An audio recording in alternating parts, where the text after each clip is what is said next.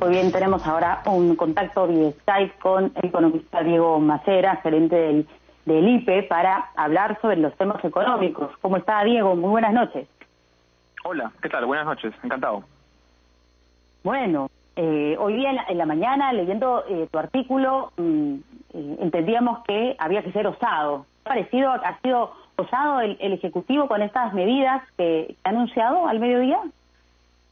Creo que el Ejecutivo por ahora está yendo por partes.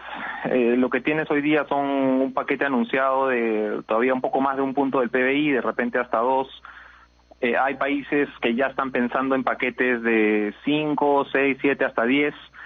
Entonces creo que todavía tenemos mucho espacio para gastar y hacer frente a lo más duro que se va a venir en las siguientes semanas. Ojalá que esto sea pronto, porque cada día cuenta. ¿A qué te refieres? O sea, ¿qué es lo que falta?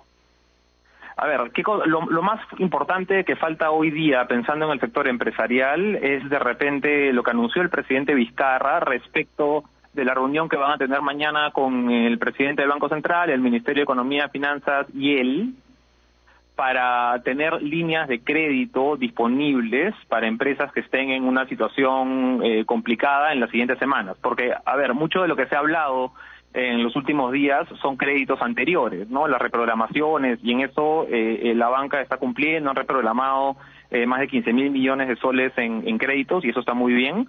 Lo que se viene en las siguientes semanas son nuevos pedidos de crédito, nuevos pedidos de liquidez de empresas que tienen que cumplir con obligaciones, que tienen que pagarle a sus empleados, que tienen que pagar alquileres, que tienen que pagarle a proveedores, pero que no están generando ingresos porque no tienen ventas.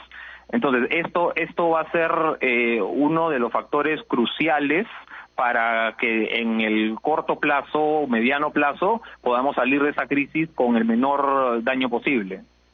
Sí, de hecho, el presidente hoy lo que dijo es que estas medidas lo que van a hacer es intentar no romper la cadena de pagos, ¿no? Que eso es lo que, muchos especialistas, así como tú, imagino, temen que suceda y las consecuencias pueden ser muy grandes, ¿no?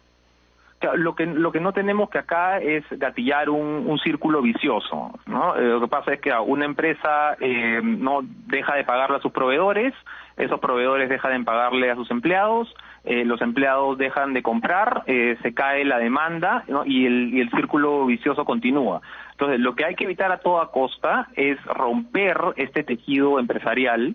Y eso otros países lo han entendido muy bien, están poniendo estímulos muy fuertes en sus líneas de crédito, y no es el único componente que tenemos. Va a haber, y el gobierno lo tiene claro, no va a haber que tener medidas tributarias, laborales, que salen un poco de la caja y del molde tradicional.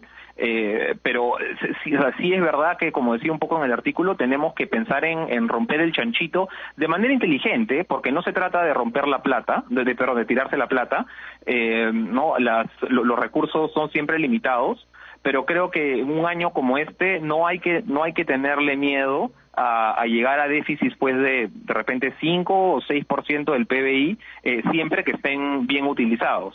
Y la manera de tenerlos y cómo sabemos que están bien utilizados, uno de los dos componentes principales es, cubrimos a la población en riesgo, las familias vulnerables, ese es un punto fundamental, y el otro punto fundamental es evitar el rompimiento de la cadena de pagos y la erosión de empresas que nos ha tomado 2 décadas de mantener y hacer crecer en este país. Uh-huh. Y estas medidas relacionadas a los aportes de las AFPs con respecto al mes de abril y el retiro de estos 1.400 soles de las CTFs. Ahí creo que hay que ser bien claro respecto de del alcance que puede tener una norma que está pensada más bien para los trabajadores formales dependientes, ¿no? Aquí estamos hablando de 3,5 millones de la PEA, con la población económicamente activa en el Perú son algo más de 17 millones. ¿No? Entonces, en realidad es la minoría, digamos, de la que siempre hablamos cuando se discuten CTS y sistemas de pensiones e incluso de salud. No significa que no sea importante, por supuesto que va a inyectar liquidez a varias familias.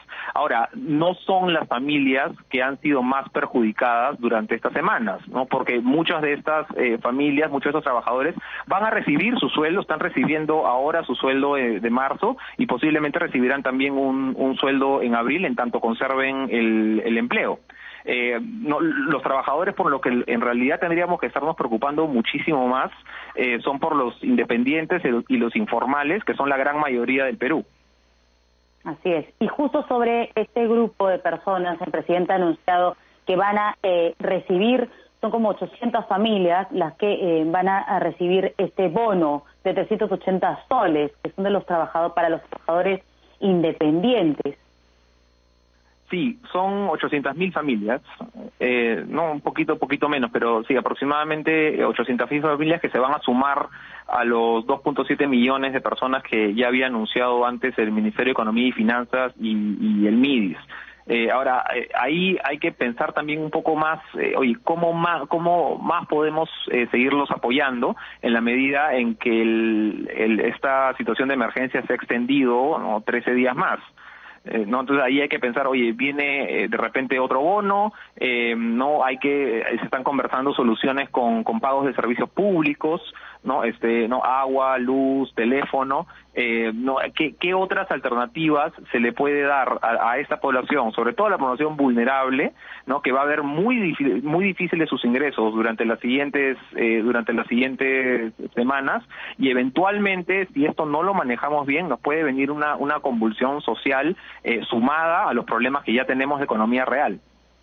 Así es, ojalá que eso no suceda, ojalá que no, porque de hecho si no hemos tenido estas convulsiones sociales antes, era precisamente porque la economía se apoyaba mucho en estos informales, en toda la informalidad de nuestro país, ¿no es cierto? Y es ahora este grupo grande que se está viendo afectado.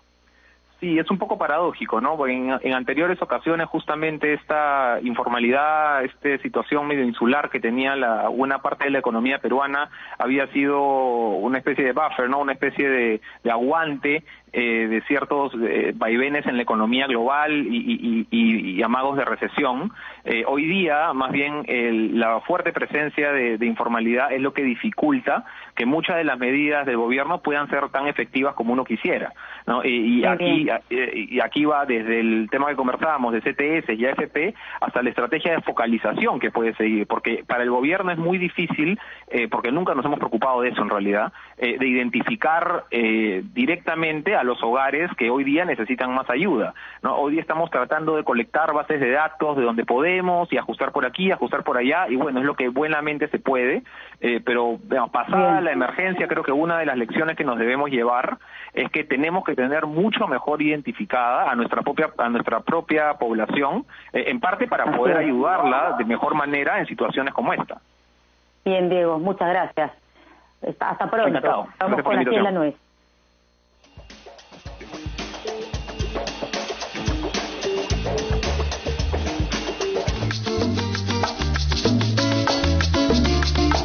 La primera nuez es una iniciativa legislativa, la que ha tenido la bancada de FREPAP, que hace 2 días radicó este proyecto de ley que crea un impuesto a la riqueza.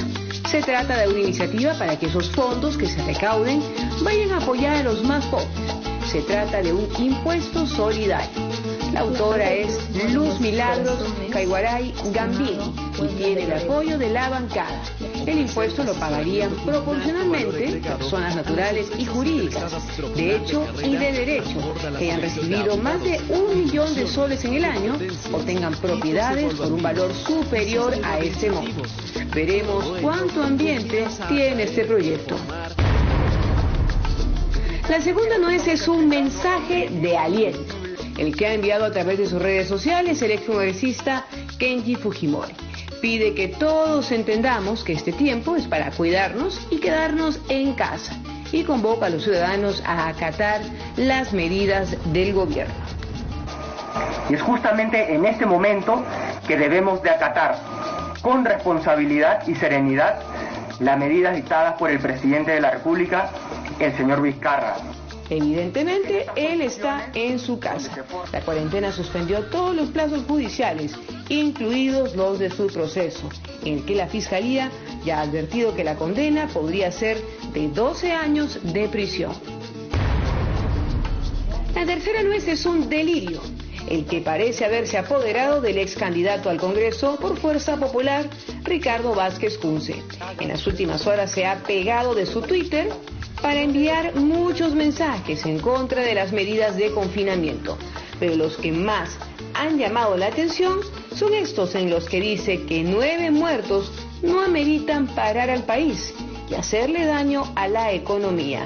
Es como si un delincuente le dijera a su víctima, la plata o la vida, y la víctima contestara, la vida, porque la plata lo necesito para comprar unas cosas. Ay, ¿cómo se habría comportado si hubiera sido elegido congresista? Así es la nuez. Hasta mañana, muy buenas noches.